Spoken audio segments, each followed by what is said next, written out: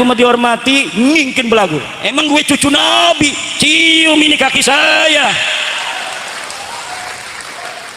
Lah ari wong kene mah wong Indramayu dihormati atau nyikin menghormati, dihormati nyingkin menghormati lagi, menghormati makin menghormati lagi. Tapi ada kelompok orang yang dia bukan akhlak-akhlak Nusantara. Orang menghormati makin diperbudak oleh dia, orang menghargai makin direndahkan, orang mencintai makin dimanfaatkan. Tenang Rois,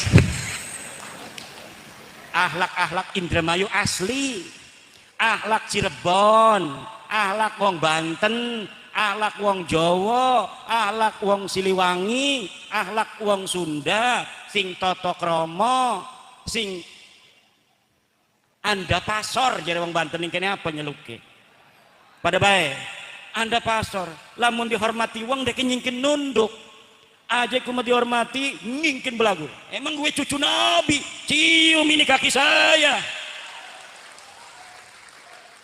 Lah ari wong kene mah wong Indramayu dihormati atau nyingkin menghormati, dihormati nyingkin menghormati lagi, menghormati makin menghormati lagi. Tapi ada kelompok orang yang dia bukan akhlak-akhlak Nusantara.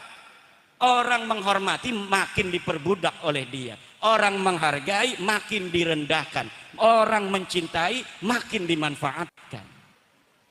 Tenang Rois, Nana ketua PCNU hadir.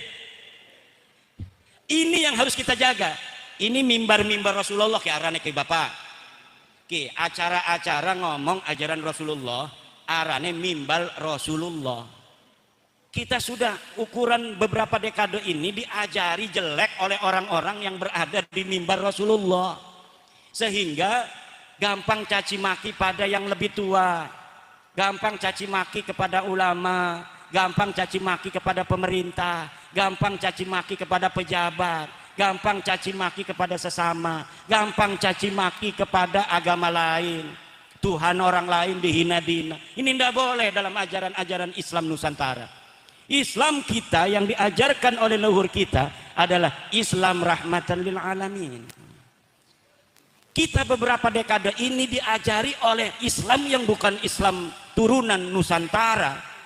Akhlak-akhlaknya beda. Akhirnya banyak yang mengikuti daripada anak-anak Nusantara, sehingga mudah mencaci maki ulama, mudah mencaci maki pemerintah. Presiden, wakil presiden adalah lambang kemuliaan kita sebagai bangsa, lambang kemuliaan kita sebagai negara. Ini dihina-dina setiap hari. Ini yang harus kita bereskan, ini yang harus kita rebut kembali.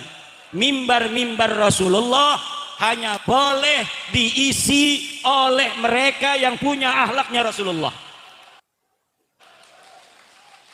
Mimbar-mimbar Nusantara hanya boleh diisi oleh mereka yang berakhlak Nusantara.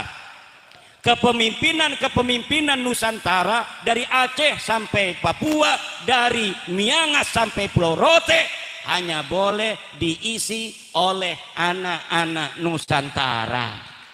Insya Allah kita sebagai bangsa akan saling hormat menghormati, lebih damai, lebih tentram jika akhlak-akhlak Islam Nusantara yang diajarkan Wali Songo kita terapkan kembali. Kearifan-kearifan lokal budaya kita dari anak-anak Nusantara yang puluhan ribu tahun yang silam telah ada di tanah Nusantara ini. Ketika belum datang Islam, kita sudah punya akhlak yang seperti ini. Ketika Hindu datang, kita berakhlak seperti ini. Ketika Buddha datang, kita sudah berakhlak seperti ini. Islam datang disempurnakan oleh Islam akhlak kita bangsa Nusantara yang luhur. Kata Rasulullah, innama bu'istu liutammima makarimal akhlak. Aku diutus untuk menyempurnakan akhlak. Kenapa lafadznya Rasulullah menyempurnakan akhlak? Karena setiap bangsa sudah punya akhlak masing-masing yang luhur. Dan yang paling serupa dan mirip dengan akhlak-akhlak yang ada di hadis-hadis Rasulullah adalah akhlaknya orang Jawa. Nabi Muhammad memang lahirnya di Arab, diutusnya di Mekah, hijrahnya ke Madinah. Pertama kali Islam berkembang di Jazirah Arabia, betul.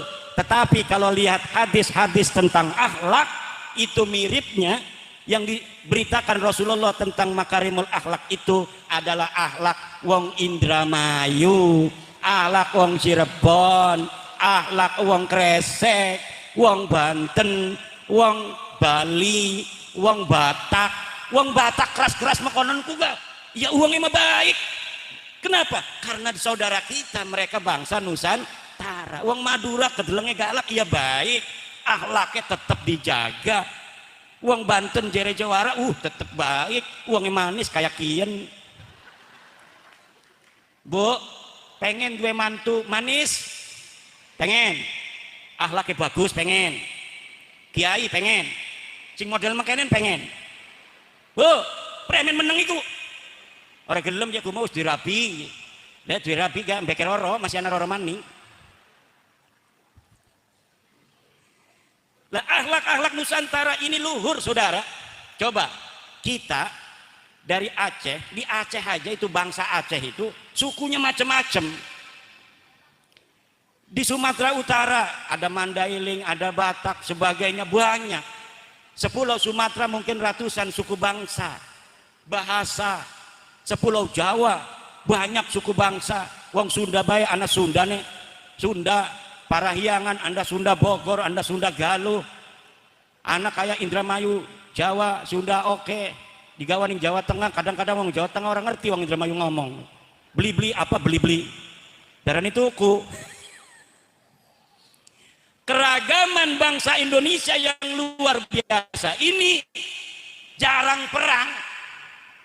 Bu, wong Indramayu, wong Jawa, selama Indonesia anak iki durung pernah perang antar suku.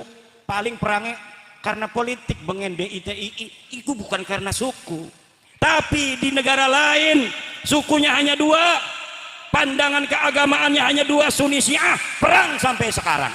Tapi Indonesia 700 suku, 1400 bahasa, 17.000 pulau, tapi kita hidup aman, damai, tentram. Mbeke pirang-pirang tahun niki rada ribut-ributan. Kenapa? Ada akhlak-akhlak bukan akhlak Nusantara mempengaruhi anak-anak Nusantara. Berani mencaci maki yang lebih tua, berani mencaci maki yang lebih mulia. DKRT gadudu wani nyaci maki presiden. Iki dudu akhlak iki. Ini kan demokrasi. Kita harus mengkritik. Demokrasi itu harus ada kritik, betul.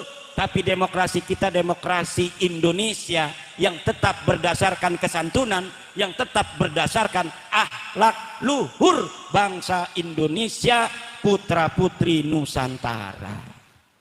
Coba nih DPR.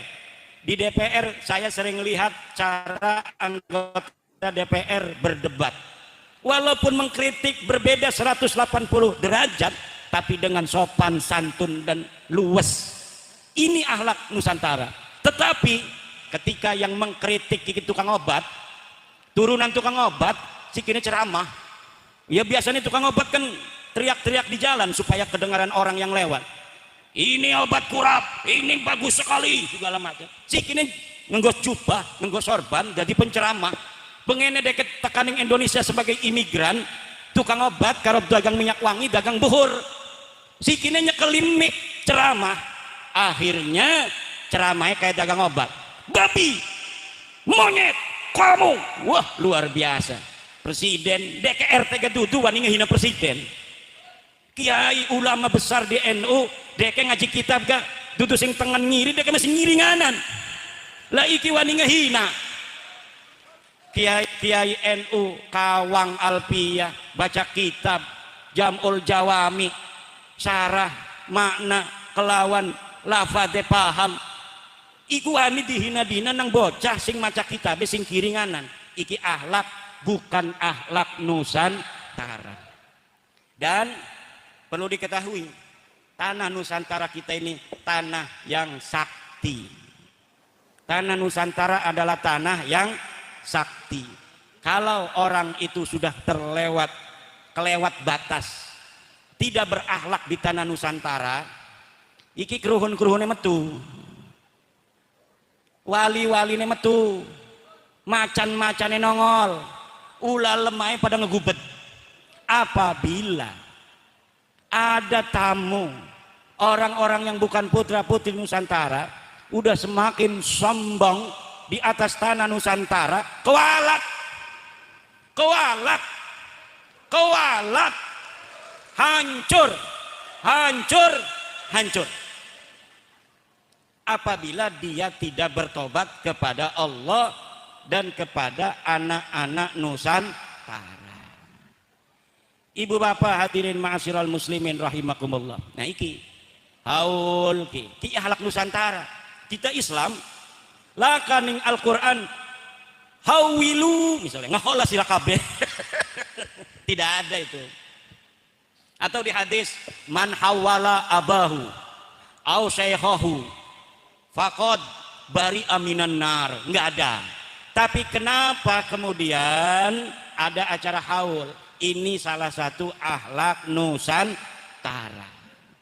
Cuma sedikit rebut ngakuni haul itu dari Yaman, tahlil itu dari Yaman, pahlawan itu dari Yaman. Lah kita kebagiannya apa? Sunan Gunung Jati dari Yaman. Weh, Sunan Gunung Jati ku ibune kuning gono ku Nyai Rara Santang ku. Ngita beton. Lainnya nyaman premen abai sing Mekah ka. Abai sing Mekah Syarif Abdullah ana ning bukune gaduh sing Yaman.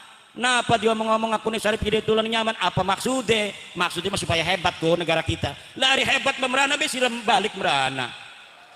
Kita mah baldatun thayyibatun wa rabbun ghafur baldati Indonesia biladi anta unwanul fakhama kullu mayyatika yauman tamikhan yalqahi mama.